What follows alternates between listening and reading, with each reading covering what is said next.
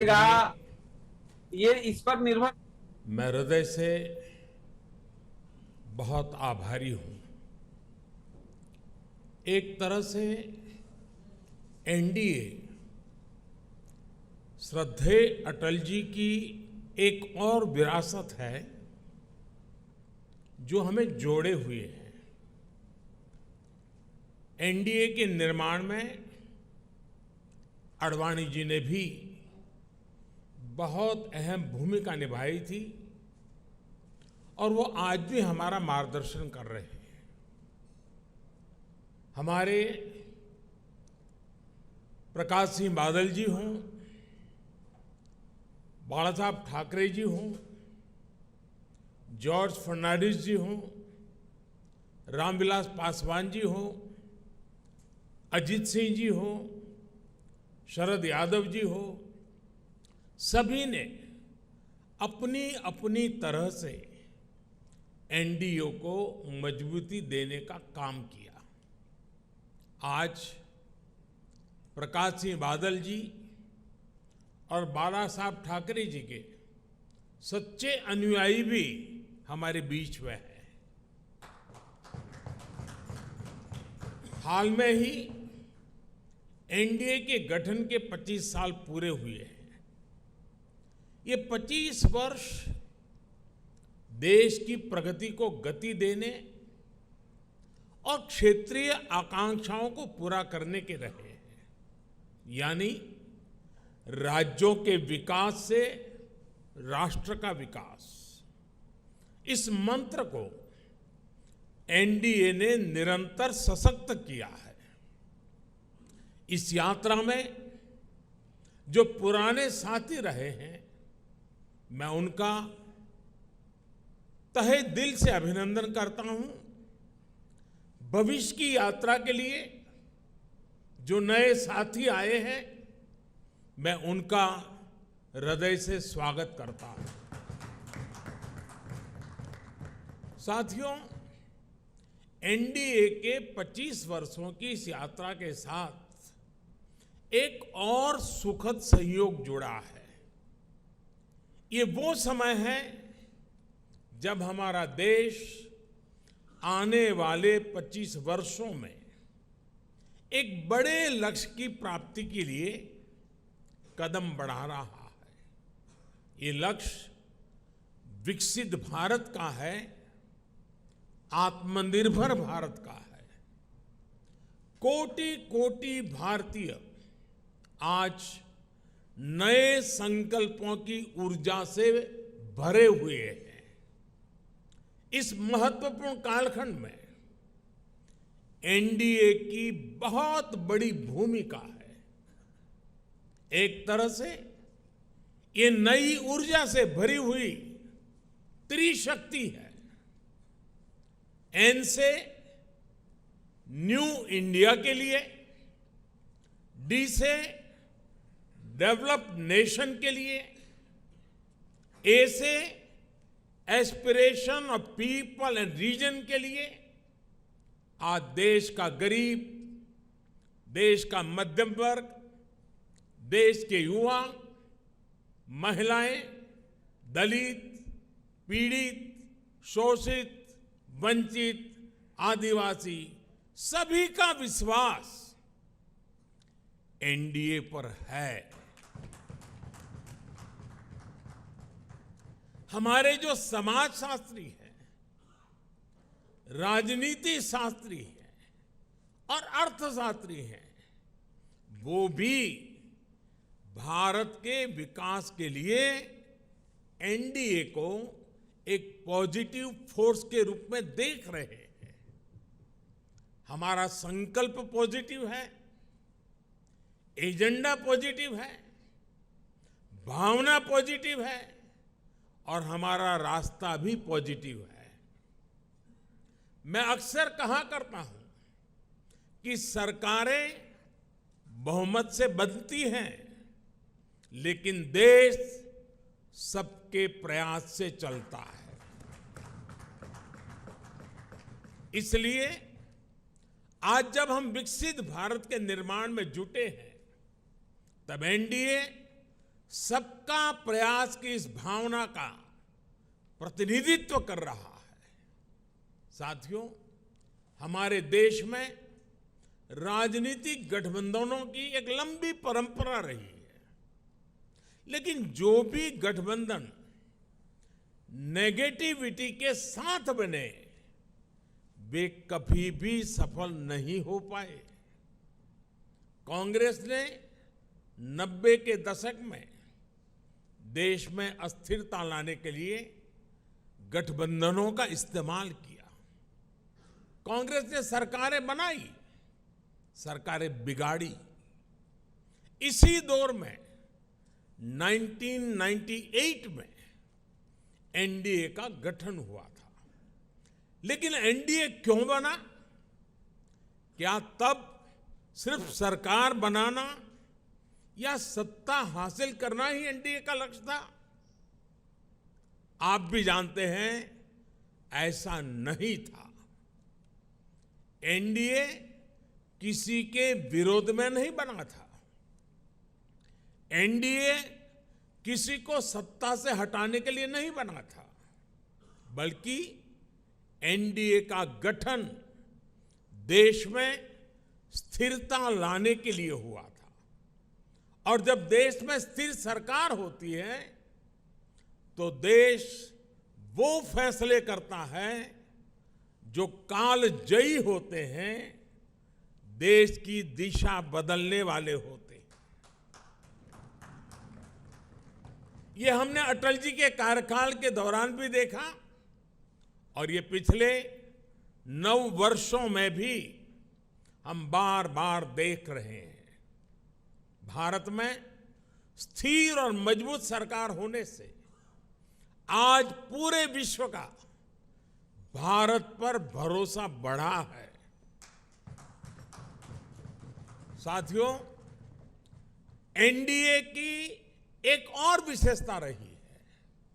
जब हम विपक्ष में थे तब भी हमने हमेशा सकारात्मक राजनीति की। हमने कभी नकारात्मक राजनीति का रास्ता नहीं चुना। हमने लोकतंत्र को मजबूत करने के लिए अपना हर दायित्व निभाया। हमने विपक्ष में रहकर सरकारों का विरोध किया, उनके घोटालों को सामने लाए, लेकिन कभी जनादेश का अपमान नहीं किया। हमने सरकारों का विरोध करने के लिए कभी भी विदेशी मदद नहीं मांगी। हम विपक्ष में रहे, लेकिन हमने देश के विकास में न रोड़े अटकाए और ना ही रुकावट बने। आजकल हम देखते हैं कि केंद्र सरकार की योजनाओं को विपक्ष की कई राज्य सरकारें अपने यहां लागू नहीं होने देती। अगर ये योजनाएं लागू होती भी हैं तो उन्हें रफ्तार नहीं पकड़ने दी जाती। ये लोग सोचते हैं कि अगर उनके राज्यों में गरीबों को केंद्र की योजना का लाभ मिल गया तो कैसे काम चलेगा, उनकी राजनीति कैसे चलेगी।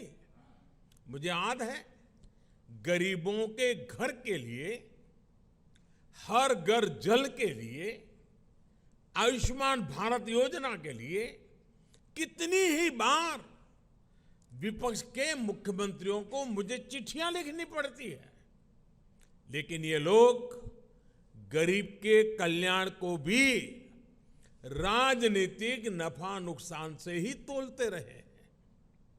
साथियों, जब गठबंधन सत्ता की मजबूरी का हो, जब गठबंधन भ्रष्टाचार की नीयत से हो, जब गठबंधन परिवारवाद की नीति पर आधारित हो, जब गठबंधन जातिवाद और क्षेत्रवाद को ध्यान में रखकर किया गया हो, तो वो गठबंधन देश का बहुत नुकसान करता है। 2014 से पहले की गठबंधन सरकार का उदाहरण हमारे सामने है। तमाम उठापटक के बीच वो गठबंधन सरकार किसी तरह अपने 10 साल खींच पाई। लेकिन देश को क्या मिला? प्राइम मिनिस्टर के ऊपर भी एक आला कमान, पॉलिसी पैरालिसिस, निर्णय लेने में अक्षमता, भांति भांति के पावर सेंटर्स, अव्यवस्था और अविश्वास, खींचतान और करप्शन, लाखों करोड़ों के घोटाले। आपको याद होगा, जब भी पिछली सरकार के कुशासन पर सवाल उठते थे तो गठबंधन की मजबूरियां गिनाई जाती थी। बहाना एक ही, गठबंधन के कारण। क्रेडिट लेने के लिए तो हर कोई आगे आता था, लेकिन जैसे ही कुछ गड़बड़ होती थी तुरंत अपने सहयोगियों पर दोष मढ़ दिया जाता था। हम सौभाग्यशाली हैं कि एनडीए की स्थिति इससे बिल्कुल विपरीत है, अलग है। हमारे लिए गठबंधन मजबूरी का नहीं बल्कि मजबूती का माध्यम है। एनडीए कोएलिशन कंपल्सन्स का नहीं बल्कि कोएलिशन कॉन्ट्रिब्यूशंस का प्रतीक है। क्रेडिट भी सबका है, दायित्व भी सबका है। एनडीए में कोई भी राजनीतिक दल बड़ा और कोई भी राजनीतिक दल छोटा नहीं है। हम सभी एक लक्ष्य के लिए आगे बढ़ रहे हैं। आपने देखा है, 2014 हो या फिर 2019, भाजपा को बहुमत से अधिक सीटें मिली, लेकिन सरकार एनडीए की ही रही, एनडीए की भागीदारी बनी रही। साथियों, एनडीए के गठन से लेकर ही हमारा संकल्प समाज के अंतिम व्यक्ति तक पहुंचने का रहा है। जो वंचित है, जो शोषित है, उसको सशक्त करना हमारी प्राथमिकता है। आज देश की जनता देख रही है कि एनडीए में कौन कौन से दल हैं। एनडीए में जितने भी दल हैं, वे समाज के ऐसे वर्गों के बीच काम करते हैं जो वंचित रहे हैं, शोषित रहे हैं। हमारे समूह में गांव, किसान, दलित, पिछड़े, आदिवासियों के बीच काम करने वाले ये सारे नेता यहां हैं। एनडीए में जो दल हैं वो ऐसे क्षेत्रों में काम करते हैं जिनकी पहले दिल्ली में सुनवाई तक नहीं होती थी।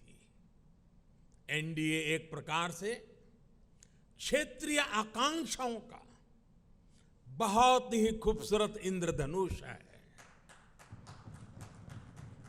एनडीए देश के लिए, देश के लोगों के लिए समर्पित है। एनडीए की विचारधारा है nation first, security of nation first. NDA की विचारधारा है प्रोग्रेस फर्स्ट। एनडीए की विचारधारा है एम्पावरमेंट ऑफ पीपल फर्स्ट। साथियों, आपको याद होगा, एनडीए की बैठक में हमने संकल्प लिया था कि हम देश की गरीबी को गरीबों की ताकत से ही गरीबी को परास्त करेंगे।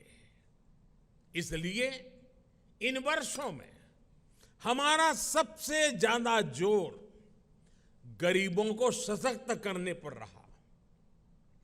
हमने श्रमयोगी को सम्मान दिया, डिग्निटी ऑफ लेबर पर बल दिया, हमने गरीब को सुरक्षा का एहसास दिया, हमने गरीब को यह विश्वास दिया कि आपके हर प्रयास के पीछे एनडीए सरकार एक भरोसेमंद साथी की तरह आपके साथ खड़ी है।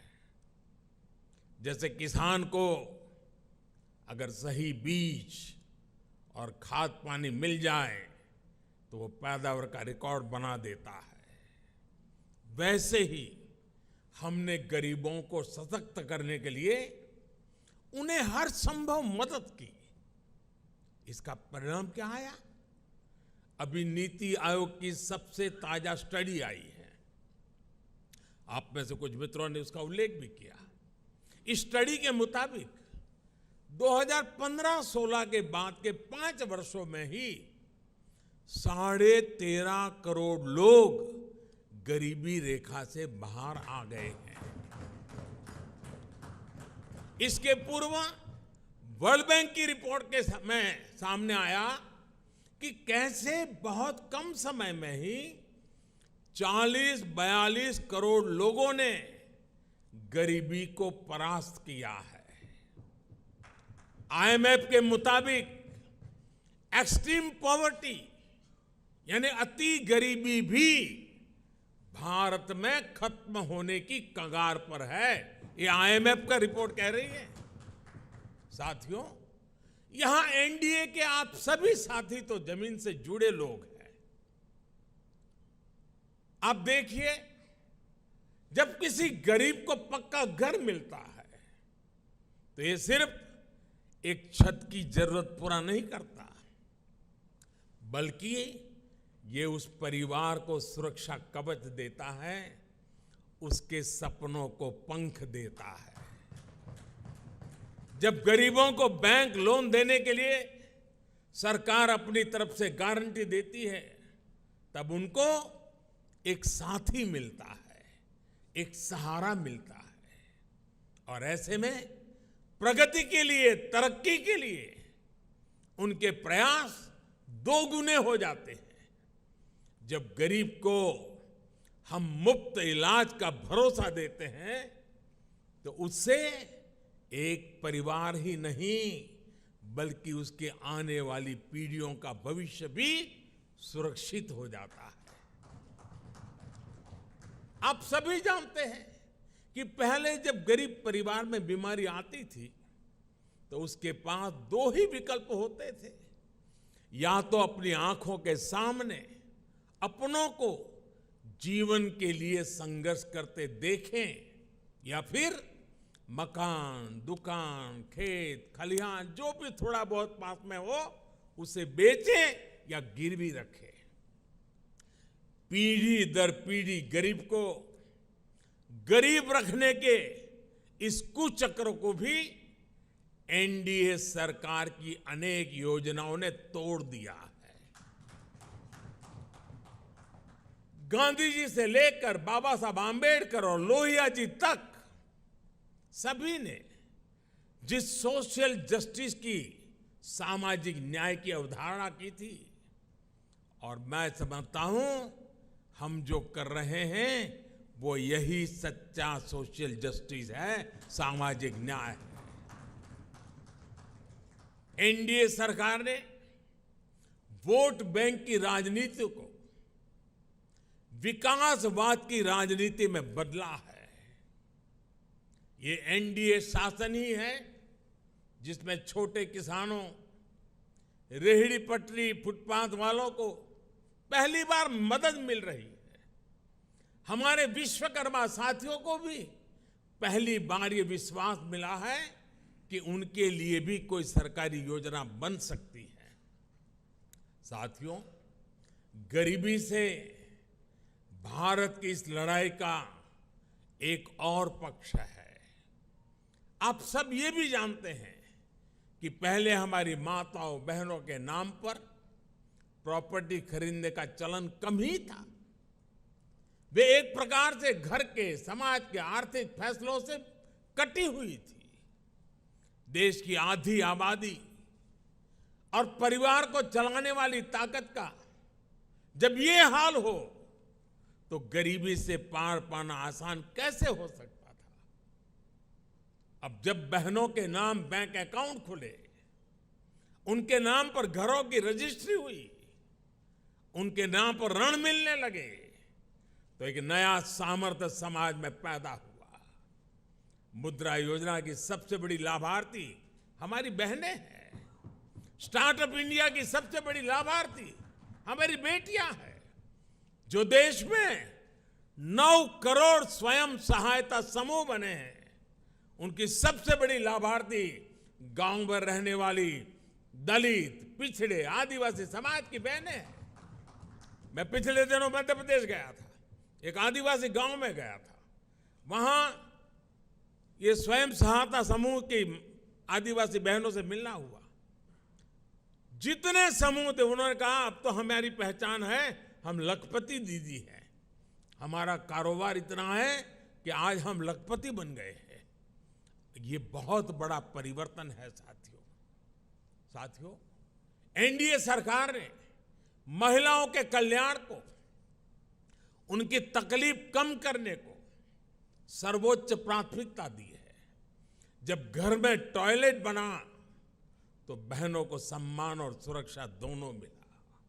जब नल से जल आया, गैस का सिलेंडर आया, तो उनकी परेशानी कम हुई, उनके समय की बचत हुई।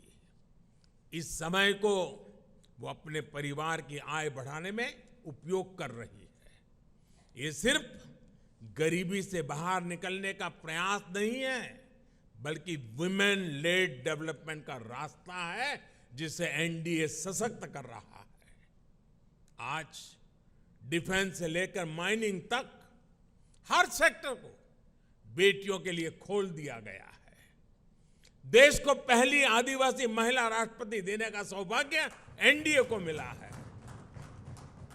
साथियों, 9 साल में हमने केवल एक लक्ष्य के साथ काम किया है कि हम देशवासियों का, खासकर गरीब और वंचित का जीवन बेहतर बना सके। मैं चाहूंगा कि जो लोग एकेडमिक्स से जुड़े हैं, गवर्नेंस स्टडीज से जुड़े हैं, वो इस दिशा में रिसर्च करें।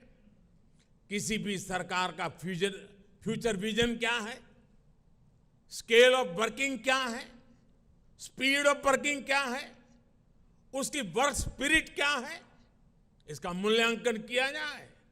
इन सभी पैरामीटर्स पर एनडीए सरकार का काम न केवल असाधारण साबित होगा, बल्कि एक मॉडल के तौर पर उभरेगा। हम केवल आज की जरूरतों के लिए काम नहीं कर रहे हैं, हम आने वाली पीढ़ियों के भविष्य को भी सुरक्षित बना रहे हैं। मैं आपको एक उदाहरण देता हूं। हमारे लिए बहुत आसान था कि आजादी के 75 साल पूरे होने पर हम भी कोई स्मारक बना देते, दिल्ली में कोई ऐसी इमारत अपने नाम पर खड़ी कर देते थे या कोई मूर्ति लगवा देते। लेकिन हम देश के कोने कोने में 1 लाख अमृत सरोवर बना रहे हैं। हमारा स्केल, हमारा स्पीड, हमारी स्पिरिट और इसकी वजह से हमारे काम का स्कोप ये अभूतपूर्व है। हम विकास भी कर रहे हैं और विरासत को भी सहेज रहे हैं। हम मेक इन इंडिया पर भी बल दे रहे हैं और पर्यावरण की रक्षा भी कर रहे हैं। साथियों, हमारी नीयत साफ है, नीति स्पष्ट है और निर्णय ठोस है। एनडीए सरकार ने बीते 9 वर्षों में भ्रष्टाचार के हर रास्ते को बंद करने के लिए हर संभव प्रयास किए हैं। पहले सत्ता के गलियारों में जो बिचौलिए घूमते थे, हमने उनको बाहर कर दिया है। हमने टेक्नोलॉजी की मदद से लीकेज की हर संभावनाओं को दूर किया है। जनधन, आधार, मोबाइल, इसकी त्रिशक्ति से हमने करोड़ों फर्जी लाभार्थियों को गरीबों का हक छीनने से रोका है। आप सोचिए, देश में करीब करीब 10 करोड़ ऐसे फर्जी लाभार्थी थे जिनका जन्म ही नहीं हुआ था और जिन्हें सरकारी मदद जा रही थी। ये पैसे मेरे किसी गरीब भाई बहन के थे, किसी आदिवासी के थे, किसी पिछड़े और दलित साथी के थे। ये एनडीए सरकार है जिसने गरीब से हो रही इस लूट को बंद किया है। इन 9 वर्षों में 30 लाख करोड़ रुपए, यह आंकड़ा छोटा नहीं है, 30 लाख करोड़ रुपए डायरेक्ट बेनिफिट ट्रांसफर डीबीटी के जरिए सीधे लाभार्थियों के बैंक खातों में पहुंचे। ऐसा करके हमने गरीबों का कम से कम 3 लाख करोड़ रुपया गलत हाथों में जाने से बचाया है। साथियों, लोकतंत्र में राजनीति अलग अलग विजन को देश के सामने रखने का एक माध्यम होती है, लेकिन हर विजन का, हर विचारधारा का मकसद एक ही होता है, गुड गवर्नेंस और देशवासियों की सेवा। पॉलिटिक्स में प्रतिस्पर्धा हो सकती है, लेकिन शत्रुता नहीं होती। आखिरकार हम एक ही देश के लोग हैं, एक ही समाज का हिस्सा है। लेकिन दुर्भाग्य से आज विपक्ष ने अपनी एक ही पहचान बना ली है, हमें गाली देना, हमें नीचा दिखाना। बावजूद इसके हम एनडीए के सभी साथियों ने हमेशा देश को दलों के हित से ऊपर रखा है। हमने राजनीतिक सौहार्द और शालीनता को बनाए रखने के लिए प्रयास किए हैं। ये एनडीए सरकार ही है जिसने प्रणब दा को भारत रत्न दिया, जो जीवन भर कांग्रेस में रहे थे, लेकिन हमें उन्हें ये सम्मान देने में संकोच नहीं किया। ये एनडीए सरकार ही है जिसने मुलायम सिंह यादव, शरद पवार, गुलाम नबी आजाद, तरुण गोगोई, एमसी जमीर, मुजफ्फर बेग, ऐसे अनेक नेताओं को जो राजनीतिक दृष्टि से हमारे साथ नहीं है, हमारे खिलाफ है, हमने पद्म सम्मान दिया है उन लोगों को। ये नेता भी कभी बीजेपी या एनडीए में नहीं थे, लेकिन हमने देश सेवा में उनके लंबे योगदान को स्वीकार किया, उसे सराहा, उन्हें सम्मानित किया। लोकतंत्र की ये मूल भावना एनडीए की कार्यशैली में आपको हर जगह दिखेगी। इस समय भारत G20 समिट को होस्ट कर रहा है। इससे जुड़े आयोजन देश के हर राज्य में, हर हिस्से में हो रहे हैं। हमने इन आयोजनों को वेन्यू तय करते समय कभी ये नहीं सोचा कि किस राज्य में कौन सी पार्टी की सरकार है। कोरोना के समय भी मैंने लगातार सभी राज्यों के मुख्यमंत्रियों के साथ व्यक्तिगत संवाद किया, मीटिंग की। कौन मुख्यमंत्री किस पार्टी का है, ये विचार कभी हमारे बीच नहीं आया। इसी तरह आप उन दिनों को भी याद करिए जब भाषा, लैंग्वेज लोगों को बांटने के एक टूल के तौर पर इस्तेमाल होती थी। लेकिन एनडीए सरकार की सोच देखिए। एनडीए सरकार ने मातृभाषा को बल देना शुरू किया और आज भाषाओं के माध्यम से, मातृभाषा के माध्यम से मेरे युवा डॉक्टर और इंजीनियर बने, इसका अवसर देने का जरिया भाषा बन रही है। हमने हमारी विरासत को, धरोहरों को ग्लोबल बनाने के लिए लगातार प्रयास किए हैं। यहां पर कई हमारे साथियों ने इसका उल्लेख किया। आज योग वैश्विक एकता का एक माध्यम बन गया है। आज मिलेट्स एक ग्लोबल ट्रेंड बन रहा है। श्री अन्न की चर्चा हो रही है और इसका लाभ हमारे हर क्षेत्र के छोटे छोटे किसानों को मिल रहा है। हम देश के लोगों को जोड़ते हैं, वो देश के लोगों को तोड़ते हैं। साथियों, विपक्ष के लोग जिस गलती को बार बार दोहरा रहे हैं वो है देश के सामान्य मानवीय की समझदारी को वे लोग अंडर एस्टिमेट करते हैं। लेकिन देश की जनता सब कुछ खुली आंखों से देख भी रही है और समझ भी रही है। जनता देख रही है कि ये पार्टियां क्यों इकट्ठा हो रही है। जनता ये भी जान रही है कि वो कौन सा ग्लू है, गोंद है जो इन लोगों को, इन पार्टियों को जोड़ रहा है। किस तरह छोटे छोटे स्वार्थ के लिए मूल्यों और सिद्धांतों से समझौता किया जा रहा है। लोग देख रहे हैं कि केरल में लेफ्ट और कांग्रेस एक दूसरे के खून के प्यासे हैं, लेकिन बेंगलुरु में दोनों पार्टियों के नेता हाथ में हाथ डालकर मुस्कुरा रहे हैं।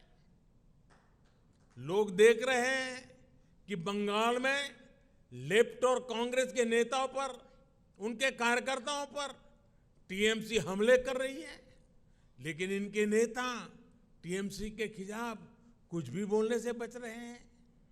इसलिए देश के लोग कह रहे हैं कि गलबहियां मिशन नहीं है, मजबूरियां है। इनकी सच्चाई आपको दूसरे राज्यों में भी दिखाई देगी। नेशनल कॉन्फ्रेंस के नेता और पीडीपी के नेता एक दूसरे को कैसी कैसी गालियां देते हैं। आरजेडी और जेडीयू के लोग कैसे कैसे शब्दों से एक दूसरे को नवाजते थे। देश की जनता ने यह सब करीब से देखा है और देख रही है।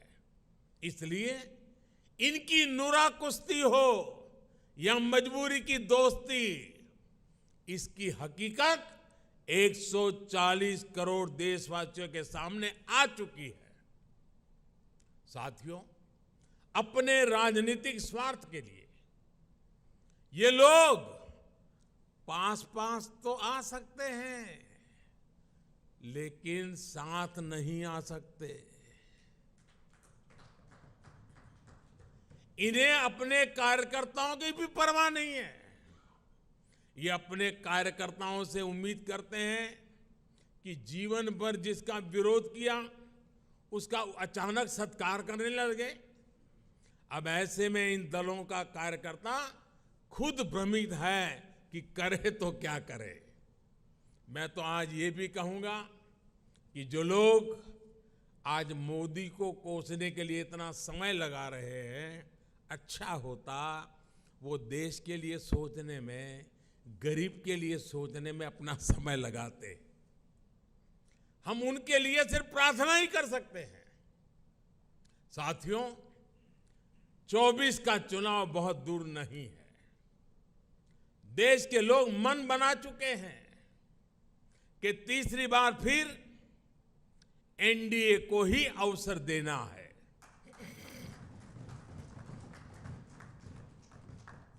देश का मन आप जानते हैं,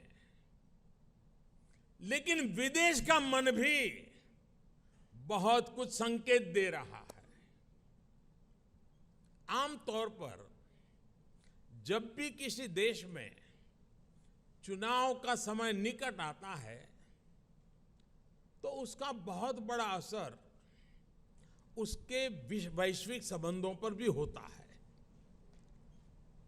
हर एक को लगता है कि भाई अब तो चुनाव का वर्ष है, अभी इस सरकार के साथ अभी रहने दो, एक बार चुनाव हो जाए, नई सरकार आएगी तब सोचेंगे। स्वाभाविक है। कोई भी दूसरा देश उस सरकार के साथ जो चुनाव बिल्कुल निकट हो वहां संबंध बनाने से पहले, संवाद करने से पहले 100 बार सोचता है। फॉरेन कंट्रीज हमेशा चुनाव के नतीजों का इंतजार करते हैं। लास्ट ईयर जब होता है तो सोचते हैं कि भाई एक बार चुनाव नतीजा आ जाना तो फिर देखेंगे। जो सरकार जाने वाली होती है उस पर कोई भी देश अपना टाइम और एनर्जी इन्वेस्ट नहीं करना चाहता। लेकिन इस समय भारत का मामला कुछ अलग है।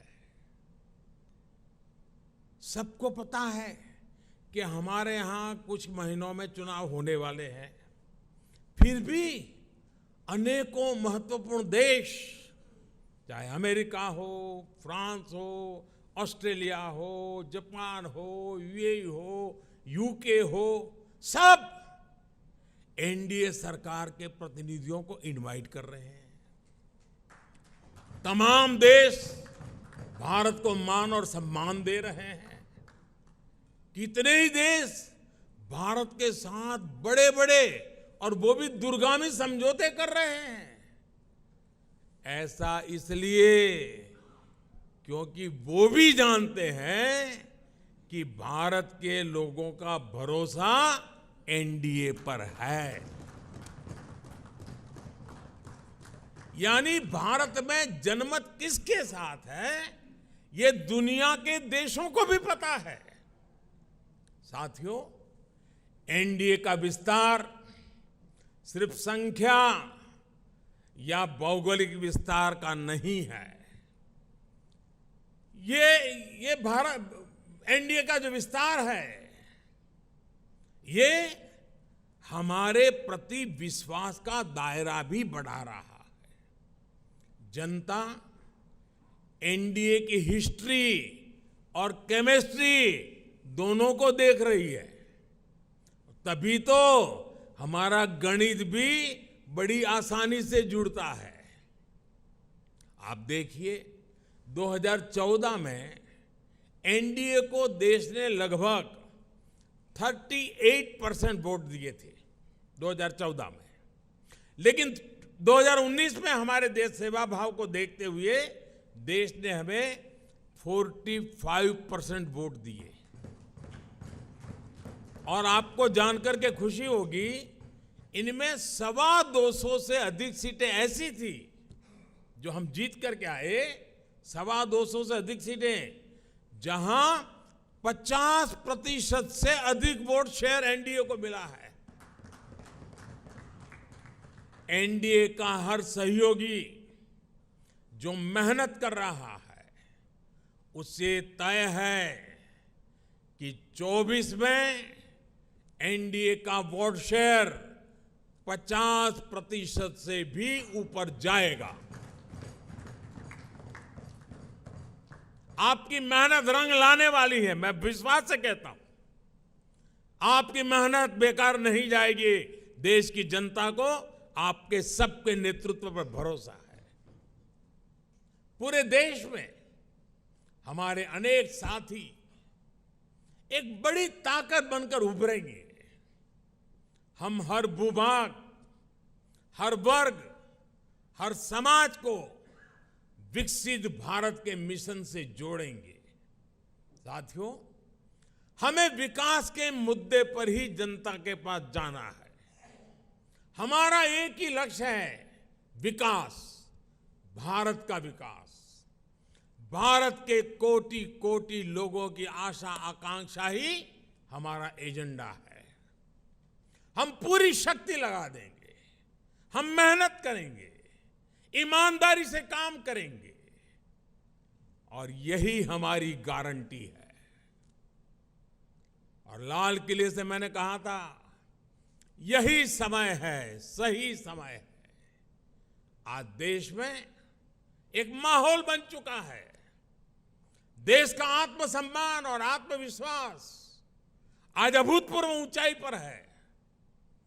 जैसे कोई इमारत बनाने से पहले नींव का निर्माण होता है, वैसे ही पिछले 9 वर्षों में नए भारत की एक मजबूत नींव का निर्माण हो चुका है। इस मजबूत नींव पर हम सभी को नए भारत का, आत्मनिर्भर भारत का, विकसित भारत का निर्माण करके ही रहना है। और आपने मुझ पर इतना विश्वास रखा है, इतना प्रेम बरसाया है, इतना स्नेह किया है। मैं आपको विश्वास दिलाता हूं और आपके माध्यम से मैं देशवासियों को विश्वास दिलाता हूं कि मैं अपने परिश्रम में, अपने प्रयासों में कहीं कोई कमी नहीं रहने दूंगा।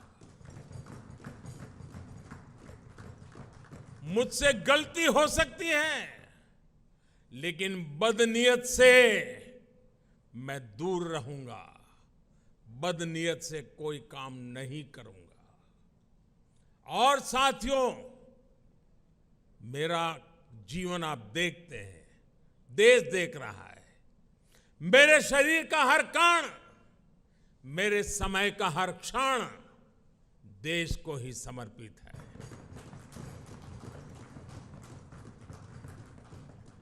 आपका ये विश्वास, आपके ये आशीर्वाद, ये मेरी ऊर्जा है। और साथियों, आप सब कह रहे थे कि 2014 में देश की इकोनॉमी 10वें नंबर पर थी, आज 5वें नंबर पहुंची है। और मैं आपको विश्वास दिलाता हूं, एनडीए के तीसरे टर्म में इस देश की इकोनॉमी दुनिया में तीसरे नंबर पर होके रहेगी। हर सपने संकल्प है और हर संकल्प सिद्धि के लिए हम जी जान से जुटे हुए लोग हैं, समर्पित भाव से जुटे हुए लोग हैं। और आज जिस उमंग और उत्साह से आपको एक एक की बात जो मैंने सुनी, मेरे लिए भी बड़े प्रेरक थी, उत्साहवर्धक थी। आपका विश्वास, विजय का विश्वास, जन सामान्य की सोच को बखूबी व्यक्त करने का आपका तरीका वाकई प्रभावित करने वाला था। मैं मानता हूं कि 25 साल की यात्रा की आज की ये महत्वपूर्ण बैठक, 25 साल बाद देश जब 100 साल की आजादी मनाएगा, हमारे सामने भी 25 साल का नक्शा है। दोस्तों, देश जब अमृत महोत्सव मना रहा है तो हमें सेवा करने का मौका मिला है। और आप लिख के रखिए, यही लोग हैं, यही लोग हैं। जब देश 100 साल की आजादी का पर्व मनाएगा, आप ही के परिश्रम से, आप ही के पुरुषार्थ से, आप ही के नेतृत्व से ये संभव होने वाला है, ये मैं साफ देख रहा हूं। दोस्तों, इस विश्वास के साथ मैं फिर एक बार आप सभी का इस बैठक में आने के लिए, एनडीए को सशक्त करने के लिए मैं हृदय से बहुत आभार व्यक्त करता हूं। जो सुझाव आए हैं, उन सुझाव को नड्डा जी और उनकी टीम जरूर उसको पूरा करेगी। साथियों, पिछले 9 साल में मेरी व्यस्तता के कारण शायद कभी आप में से किसी ने संपर्क करने का प्रयास किया हो और मैं न कर पाया हूं। हो सकता है इस 9 साल में मेरे प्रवास के दरमियान शायद एसपीजी सिक्योरिटी का कारण आपको उचित स्थान न मिला हो सकता है किसी इनविटेशन कार्ड में आपका नाम रह गया हो। 9 साल में ऐसा बहुत कुछ हो सकता है, लेकिन आपने कभी भी शिकायत नहीं की, आपने कभी भी मन में बुरा नहीं माना। गलतियां हुई होगी, कभी कभी तो मेरे ध्यान में भी आई है कि कार्यक्रम के बाद पता चलता, अरे वो तो वहां खड़े थे, उनको तो यहां होना चाहिए था। लेकिन उसके बावजूद भी आपका प्रेम कभी कम नहीं हुआ। साथियों, ये विश्वास मेरी बहुत बड़ी ताकत है, मेरी बहुत बड़ी पूंजी है, और आप ही के भरोसे, आप ही के साथ चलने का मुझे एक बहुत अनुभव भी मिलता है, आनंद भी मिलता है। मैं फिर एक बार आप सभी साथियों का हृदय से आभार व्यक्त करता हूं, और मैं विश्वास दिलाता हूं कि हम देश की आशा आकांक्षाओं को पूरा करने में एक टीम बन करके, एकता के साथ, एकजुटता के साथ, आत्मविश्वास के साथ, संकल्प के साथ चल पड़ेंगे, विजयी होके रहेंगे। जनता के आशीर्वाद पूर्व बाहर मिलते रहेंगे। अपने कर्तृत्व के कारण, समर्पण के कारण, ध्येय निष्ठा के कारण, जनता के प्रति हमारे लगाव के कारण ये सब संभव होने वाला है। जनता जनार्दन है, जनार्दन में मेरा विश्वास है, उस विश्वास से परिणाम निश्चित है। फिर एक बार आप सबका बहुत बहुत धन्यवाद। नमस्कार।